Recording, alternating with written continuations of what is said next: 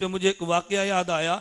इमाम नसाई रहमतुल्लाह अलैह बहुत बड़े मुहद्दिस, बहुत बड़े आलिम थे, लेकिन हुस्न व जमाल वाले थे, बड़े खूबसूरत थे। इमाम नसाई रहमतुल्लाह अलैह पे मुहद्दिसीन ने वाक़या लिखा है, एक औरत फिदा हो गई। इमाम नसाई का तो जुर्म नहीं था। इमाम नसाई क़ज़ा हाजत के लिए बाग में गए हैं, वो खातून वहाँ पे पहुँची। इमाम नसाई अपनी जान छुड़ा के दौड़ के चले गए, गुनाह के करीब भी नहीं गए। लेकिन इमाम नसाई पे बुढ़ापा आया। एक दिन ख्याल आया और रो कर के दिल में ख्याल ये आया, अगर मैं जवानी में उस औरत की ख्वाहिश को पूरा कर लेता और बाद में तौबा कर लेता, उसका दिल भी रह जाता, मैं तौबा करके गुनाह भी माफ़ कर लेता। ये जब दिल में ख्याल आया, इमाम नसाई रोने लगे। और वो इस बात पे रहे थे कि जब गुनाह करता था गुनाह नहीं किया, अब वो गुनाह कर नहीं सकता, उस गुनाह न करने पे कैसी हसरत मुझे आ रही है। इमाम नसाई रो पड़े, खुदा से दुआ मांगने लगे, अल्लाह ये क्या माजरा है। उस वक़्त मैं गुनाह के करीब नहीं गया था, आज नफ्स कहता है गुनाह कर लेता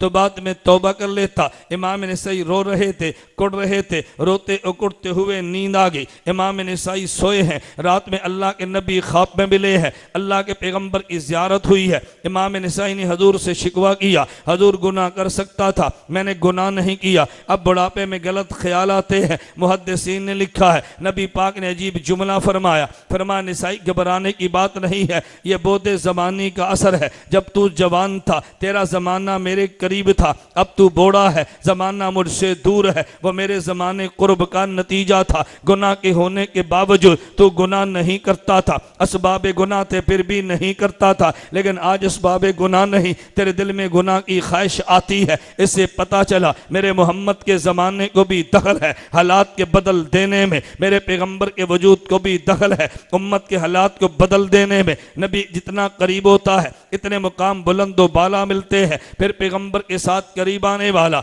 दो किस्म के आदमी हैं, एक वो बंदा आया जिससे पैगंबर का कुर्ब मिला है, ईमान की वजह से मिला है, लेकिन जो ईमान वाले आए हैं वो दो किस्म के थे। बाज़ों को पैगंबर की निस्बत सिर्फ ईमान की मिली है, पैगंबर के दौर में मिली है, पैगंबर का सहाबी बना है। और एक आने वाला वो था जो पैगंबर के साथ आया, नबी का कलमा भी पढ़ा है, पैगंबर का सहाबी भी बना है और पैगंबर का रिश्तेदार भी बना है। तो बाज़ों का रिश्ता सिर्फ ईमान वाला था और बाज़ों का रिश्ता दूसरा भी था। अब मैं ये बात कहूँगा कि जो सिर्फ नबी का कलमा पढ़ के नबी का सहाबी बनता है वो भी मेरा ईमान बनता है, लेकिन जिसका ताल्लुक ईमान का भी है और जिसका ताल्लुक रिश्तेदारी का भी है वो ईमान डबल बनता है। हजरत बिलाल ने कलमा पढ़ा, वो भी मेरा ईमान है, मुझे कोई कलाम नहीं है, लेकिन अबू बकर ने कलमा पढ़ा, ये पैगंबर का ससुर बना है। हजरत उमर ने कलमा पढ़ा, पैगंबर के ससुर बने हैं। उस्मान व अली ने कलमा पढ़ा, पैगंबर के दामाद बने हैं। हजरत हमजा ने कलमा पढ़ा है, पैगंबर का चचा भी है। एक कलमा पढ़ के पैगंबर का मां सहाबी बनता है,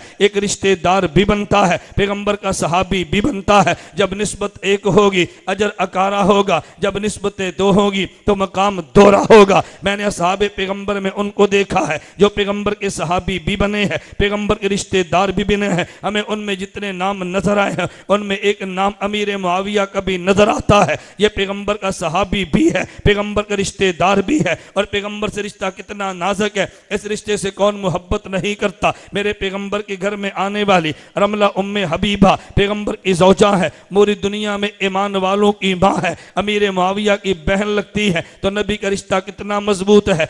अमीर मुआविया पैगंबर के बरादर निस्बती लगते हैं, पैगंबर के साले लगते हैं, पैगंबर के बरादर इनला लगते हैं। तो जब मैंने कुरान को खोला है, कुरान कहते हैं अज़वाजु उम्महातुहुम, नबी की बीवी तुम्हारी माँ लगती है। अमीर मुआविया पैगंबर की बीवी के भाई लगते हैं। तो जो माँ का भाई हो, माँ का भाई होता है वो दुनिया में उसको मामू कहते हैं। तो फिर मुझे और तुझे यूं कहना चाहिए, अमीर मुआविया को देख ले, नबी का सहाबी भी है, नबी का बरादर निस्बती भी है। और जब मेरी और तेरी बारी आएगी हम यूं कहेंगे अमीर मुआविया ईमान भी है, अमीर मुआविया मामू भी है, अमीर मुआविया ईमान भी है, अमीर मुआविया ईमान भी है।